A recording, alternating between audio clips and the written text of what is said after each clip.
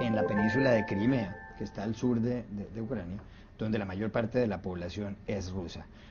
Dicen los ucranianos en este momento que los rusos están invadiendo esa parte del país y que es una invasión indebida. ¿Qué puede ocurrir de aquí en adelante y qué puede pasar con Yanukovych? ¿Será que vuelve al poder? Porque eso parece prácticamente imposible. Bueno, yo creo que tras el derrocamiento del señor Yanukovych, que como dices, habló desde algún lugar en Rusia para decir que no había sido destituido y que seguía siendo el presidente, la autoridad en Ucrania, lo cierto es que Vladimir Putin se ha propuesto salvar la cara y está siguiendo prácticamente el mismo libro que ya empleó en Georgia en el 2008, cuando envió a tropas de forma encubierta, comenzó incluso a distribuir pasaportes rusos para comenzar un proceso de facto de secesión y de anexión. Yo creo que es lo que está ocurriendo en estos momentos. Se tiene noticia de que en las últimas 48 horas llegaron tropas encubiertas, disfrazadas primero de civiles, y han aparecido con uniformes sin ninguna insignia, todos ellos cubiertos de la cara.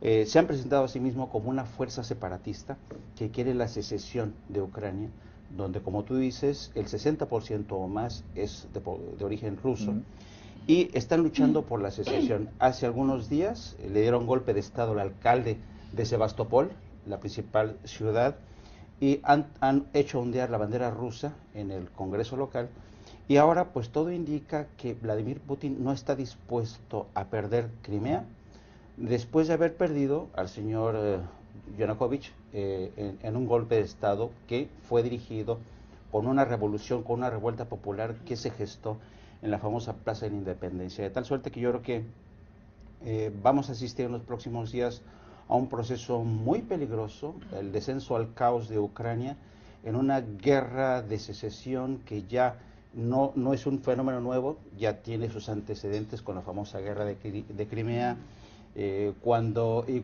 todo el mundo pensaba que Crimea y que Ucrania ya formaban parte del Imperio Soviético, al señor Nikita Khrushchev se le ocurrió la idea de ceder Crimea a la autoridad de Ucrania. Pues bien, ahora se les ha vuelto esto en contra y Putin no quiere perder este enclave porque es a todas luces un enclave estratégico donde todos sabemos está la flota rusa ahí, y claro, todo está contemplado desde la distancia por la Unión Europea y Estados Unidos, que no saben qué hacer.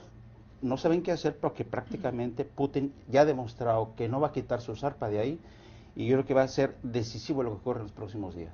¿Qué podría hacer la comunidad internacional, Claudia? Porque es verdad que la Unión Europea ha tratado de ayudar al gobierno ucraniano, trató de firmar un acuerdo con el presidente Yanukovych, finalmente él aceptó un arreglo con el presidente ruso Vladimir Putin, que le ofreció 15.000 millones de dólares, 3.000 millones de los cuales eran en dinero efectivo y el resto comprando unos bonos. ¿Qué puede hacer la Unión Europea para tratar de encarrilar nuevamente la situación?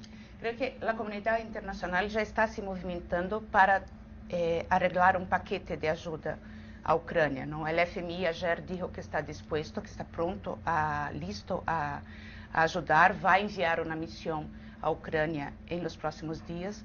Os Estados Unidos sinalizou que pode conceder um préstamo emergencial à Ucrânia, mas eu creio que uma coisa muito importante é responder a las preocupações de la minoría étnica rusa, que tiene preocupaciones legítimas.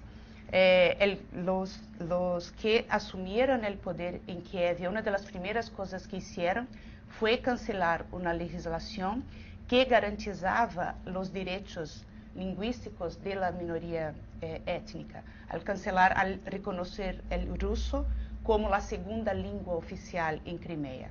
Entonces creo que hay preocupaciones legítimas, preocupaciones de los rusos que van a ver su identidad étnica atacada en ese nuevo Estado.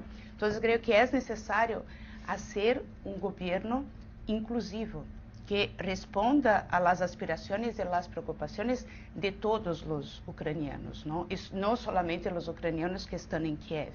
Creo que los de Crimea tienen aspiraciones y preocupaciones legítimas que la comunidad internacional va a tener que de alguna manera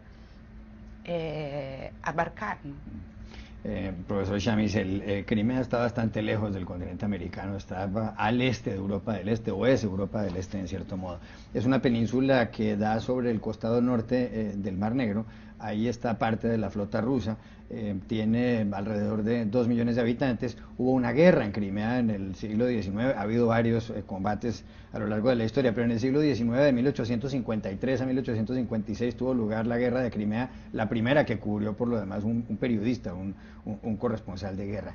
¿Por qué es tan importante Crimea, donde el 60% de la población es rusa, sobre todo desde el punto de vista económico? Porque es una zona de tránsito comercial esencial, de que vincula el Mar Negro con el Mediterráneo y las rutas comerciales pasan por allí. En la otra orilla está Turquía, por el otro lado, y además es una zona estratégica. Además de la flota están las residencias de verano de los viejos jerarcas soviéticos, que muchos de los cuales todavía las tienen. Pero es interesante este tema, ¿no? Porque este es un legado de la disolución de la Unión Soviética. En la creación de la Unión Soviética, en el momento de anexión de otros estados, de Ucrania y también de los estados bálticos, hubo una política deliberada de rusificación de esos países. Y todos esos países tienen una minoría rusa. Letonia, Estonia, Lituania tienen una importante minoría rusa que fue parte de una política migratoria deliberada de Moscú para rusificar a esos países en anexión. Lo mismo en Ucrania. Lo que es interesante de lo que dice Claudia, la contraparte es que las poblaciones locales originalmente percibieron eso como la KGB, y de hecho es muy cierto eso. La rusificación tuvo que ver con información, tuvo que ver con el control de las poblaciones nativas. Entonces es complicado de ambos lados, y hay conflictos en los países bálticos. Cada elección hay un partido ruso en todos ellos que compite, cuestiones de idioma, cuestiones de doble nacionalidad, cuestiones de pasaporte. Es extremadamente complicado, pero para concluir diría, la semana pasada o a comienzo de esta semana pensamos que el conflicto había terminado y Yanukovych se fue, y de aquí en más está todo muy bien y en paz, pero esto va a continuar por bastante más tiempo. Y pasan varios gasoductos por Crimea. Así es, yo creo que el conflicto entró como a un segundo capítulo. Llevamos varias semanas discutiendo lo que ha pasado con las protestas callejeras en Kiev, que en una plaza, en una zona muy contenida de 4 kilómetros cuadrados, descontento por la intención o la negación del gobierno de firmar un tratado de libre comercio con Europa. Eso escaló en unas protestas ya generales contra el gobierno mismo.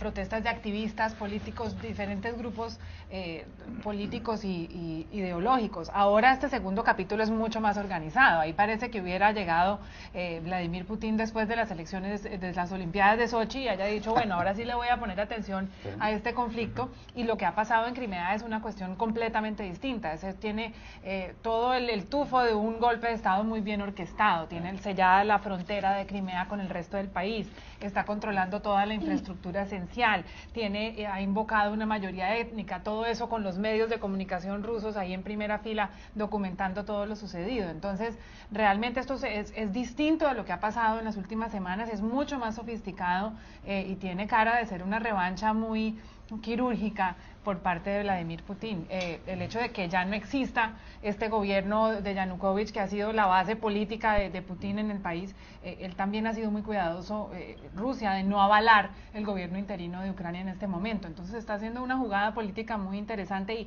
y esta cuestión de paquetes económicos y paquetes de ayuda es un juego de niños al lado de mandar unas tropas y sellar un pedazo del país.